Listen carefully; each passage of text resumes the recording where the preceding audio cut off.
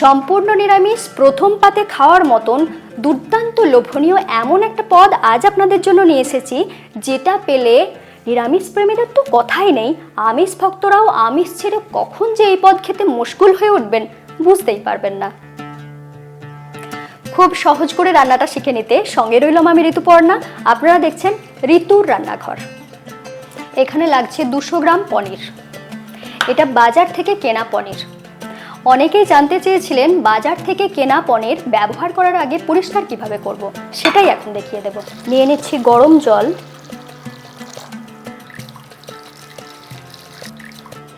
গরম জলের সাথে দিয়ে দিচ্ছি 1 চা চামচ নুন। নুনটা দিলে পনিরটা বেশ সাদা ধপধপেও হয়ে যাবে আর খুব সুন্দর নরমও হয়ে যাবে। এরপরে এই গরম জলে 15 মিনিটের জন্য পনিরটাকে ভিজিয়ে রেখে দেব। ইউনিক স্বাদ পেতে লাগে ইউনিক মশলা, সেরকমই একটা মশলা এখন আমি বানিয়ে নেব।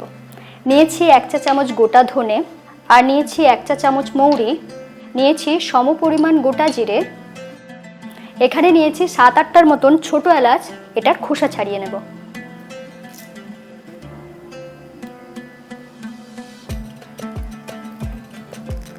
খোসাগুলো প্রথমেই ছাড়িয়ে নেবেন, না হলে কিন্তু বাটার সময় অসুবিধা হবে।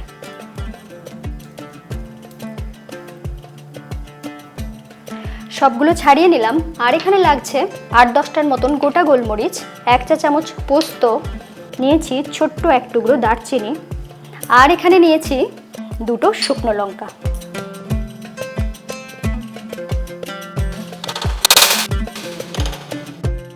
এরপর এই সমস্ত মশলাগুলোকে শুকনো রোস্ট করে নেব।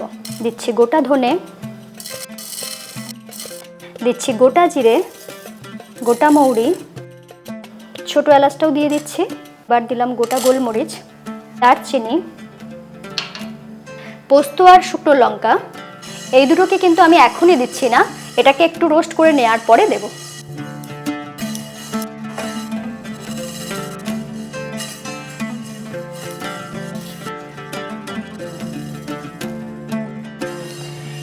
এই মশলাগুলোকে 1 থেকে 1.5 মিনিট আমি রোস্ট করে নিয়েছি। এরপর পোস্ত আর শুকনো লঙ্কাটা দিয়ে দেব।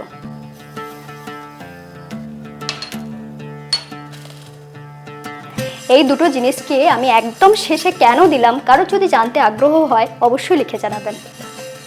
এই গরম প্যানেতে আরও 30 সেকেন্ডের মতন এগুলোকে রোস্ট করে নিচ্ছি। এরপর গ্যাস অফ করে এটাকে ঠান্ডা করে বেটে নেব। একদম ঠান্ডা হয়ে গিয়েছে, এরপর বেটে নেব।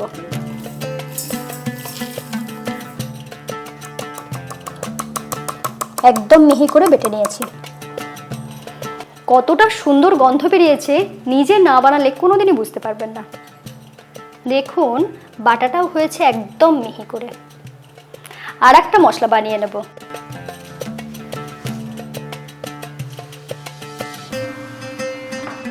এখানে নিচ্ছি 3 টুকরো আদা, আর দিয়ে দেবো 1টা কাঁচা লঙ্কা। এরপরে এই মশলাটাকে আমি হামাল দিস্তাতে থেতো করে নেব। আপনারা চাইলে কিন্তু এটাকে মিক্সিতেও বেটে নিতে পারেন।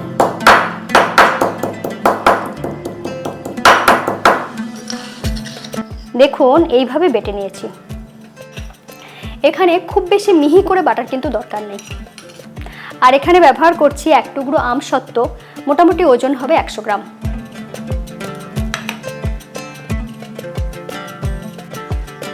এরপর আমসত্ত্বটাকে বেশ ছোট ছোট টুকরো করে কেটে নেব।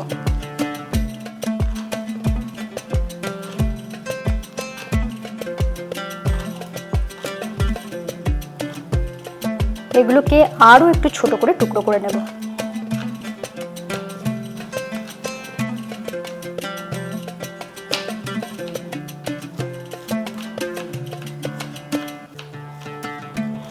এখানে কিন্তু যাকে বলে আমসত্ত্বটাকে একদম কিমা বানিয়ে নিয়েছি।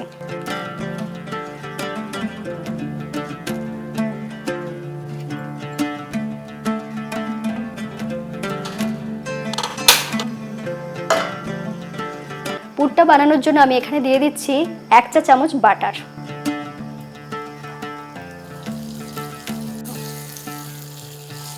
বাটার গলে যাওয়ার সাথে সাথেই দিয়ে দিচ্ছি কুচি করে রাখা আমসত্ত্ব।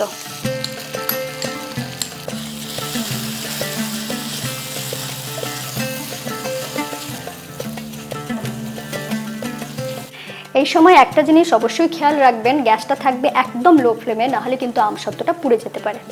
দেখুন 30 সেকেন্ডের মতন আমসত্ত্বটাকে ভেজে নেওয়ার পরেই কত সুন্দর গ্লসি লুকস এসে গিয়েছে।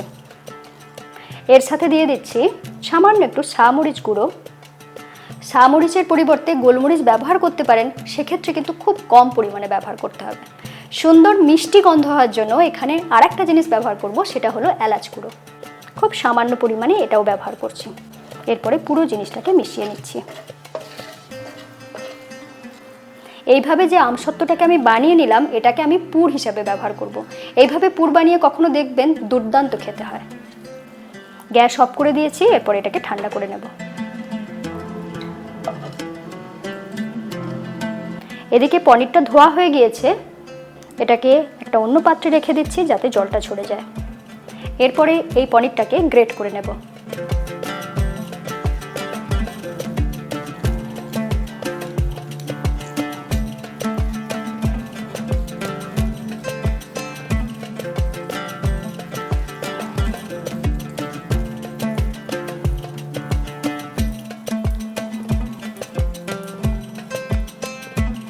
পনিরটা এইভাবে কুড়িয়ে নিলে খুব ভালো হয়, যদি সম্ভব না হয় সেক্ষেত্রে হাতে করে ভালো করে মেখে নেবেন। এরপর এখানে মিশিয়ে দিচ্ছি আদা আর কাঁচা লঙ্কা যেটা বেটে রেখেছিলাম সেইটা,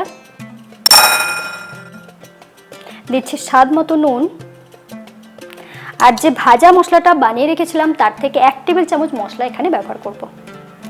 চাইলে 1.5 টেবিল চামচও ব্যবহার করতে পারেন। আমার একটু মিষ্টি মিষ্টি পছন্দ, সেই জন্য এখানে 1/2 চা চামচ চিনি ব্যবহার করছি। এর টেস্টটাকে আরেকটু বাড়িয়ে নেওয়ার জন্য এখানে দিয়ে দিচ্ছি লেবুর রস।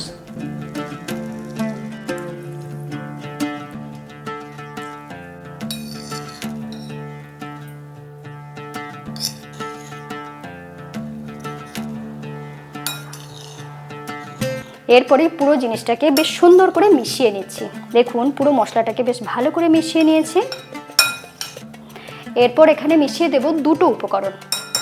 দিচ্ছি 1 চা চামচ বাটার, আর এখানে বাইন্ডিং এর জন্য দিয়ে দেব 2 টেবিল চামচ ময়দা।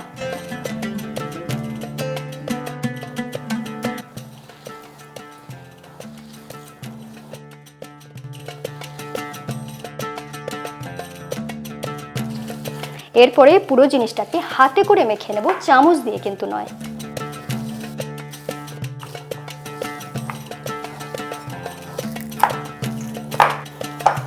দেখুন খুব সুন্দর একটা ডো তৈরি হয়ে গিয়েছে। এরপর এগুলোকে গড়ে নেব।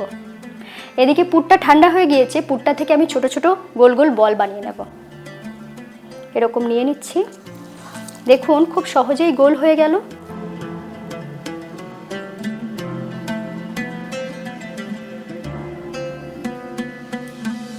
এরপরে পনিরটা নিয়ে নিচ্ছি। এরপর হাতে নিয়ে নিলাম, নেওয়ার পরে এইভাবে চ্যাপটা করে নিচ্ছি। এইখানটা একটা জায়গা করে নিলাম। এরপরে পুর নিয়ে নিচ্ছি, মাঝ বরাবর রেখে দিলাম, দেওয়ার পরে এইভাবে বন্ধ করে নেব।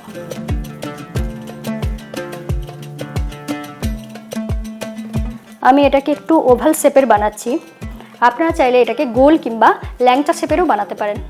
একটা তৈরি হয়ে গেল।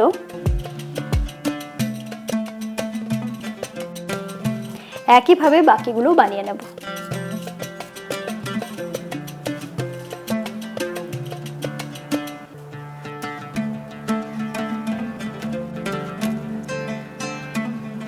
এগুলো তো সবগুলোই বানানো হয়ে গেল, কিন্তু ভাজার আগে একটু কোট করে নিতে হবে।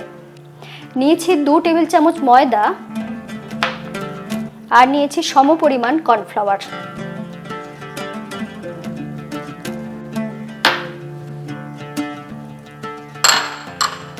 দিয়ে দিচ্ছি সামান্য একটু নুন, আর যে ভাজা মশলাটা বানিয়ে রেখেছিলাম তার থেকে দিয়ে দিচ্ছি 1 চা চামচ ভাজা মশলা, যাতে কভারটাও খুব সুন্দর ফ্লেভারফুল হয়। এরপর একটু একটু করে জল দিয়ে এটার একটা ব্যাটার বানিয়ে নেব।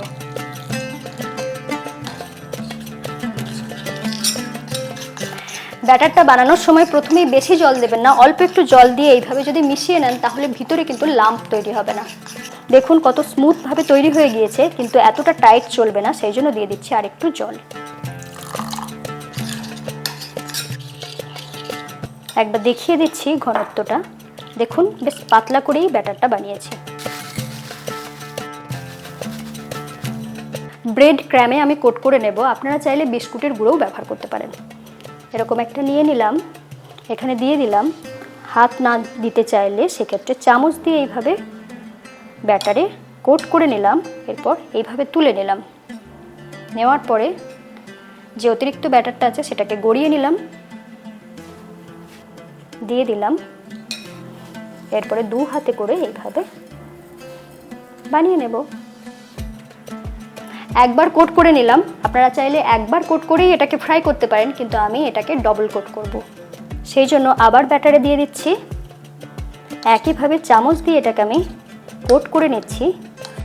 এরপরে কিন্তু সঙ্গে সঙ্গে তুলে নেবেন। আবার এটাকে সমান করে নিলাম, এটা দিয়ে দিলাম। এরপরে এইভাবে দু হাতে করে দিয়ে দিচ্ছি। দেওয়ার পরে কিছুই না, দেখুন কত সুন্দরভাবে তৈরি হয়ে গেল। একইভাবে বাকিগুলোও বানিয়ে নেব।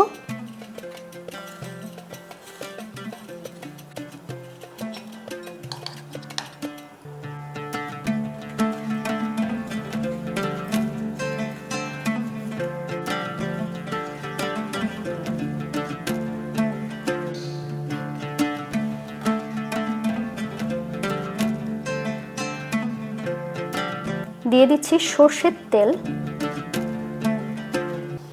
ভাজার জন্য আমি সরষের তেল ব্যবহার করছি, আপনারা চাইলে সাদা তেলেও এটা ভেজে নিতে পারেন। তেল যখন বেশ ভালো করে গরম হয়ে গিয়েছে, এরপর একে একে ছেড়ে দেব।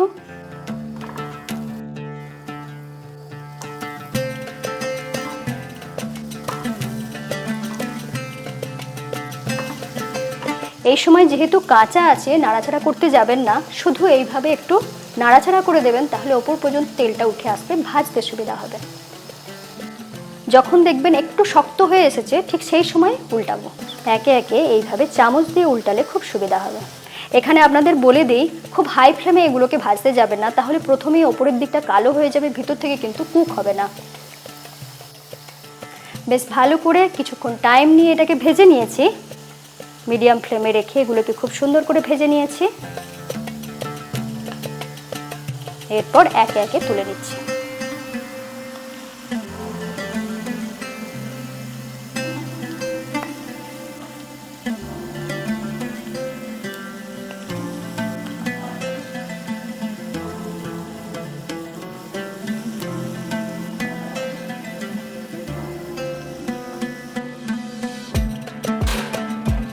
এরপর গরম গরম সার্ভ করে দেব।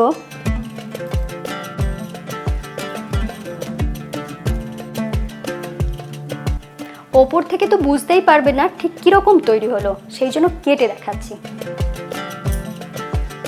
দেখছেন ওপরটা কতটা সুন্দর মুচমুচে হয়েছে, দেখুন কতটা সুন্দর দেখতে হয়েছে। এরকম নিরামিষ ডেভিল পেলে কারোর কি এগ ডেভিলের জন্য আফসোস হবে? আপনার কি মনে হয়? লিখে জানাতে ভুলবেন না।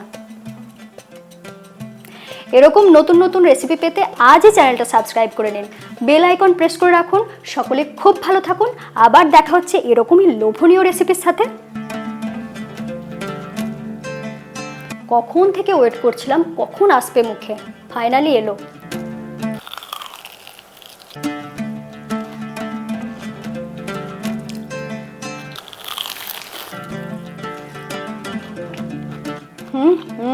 আমসত্ত্বটা অপূর্ব লাগছে।